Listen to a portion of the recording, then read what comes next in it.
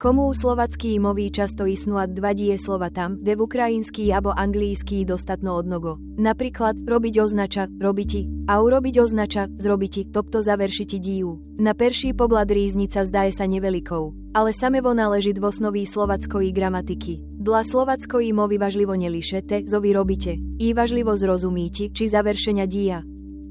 Napríklad, písať, písati napísať, napísati tomu, píšem e-mail. Označa, a píšu lista, a, napísal som e-mail. Označa, a napísal lista i završil jogo.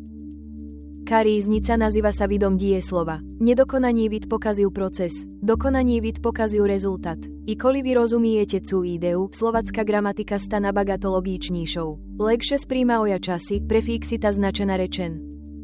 Najpošírenejšia pomýlka studentíju. Vyučati liše odnú formu dieslova. Nabagato efektívnejšie vyučati ich odrazu parami, robiť, urobiť, písať, napísať, čítať, prečítať same tak myslať nosí i slovackoj movi.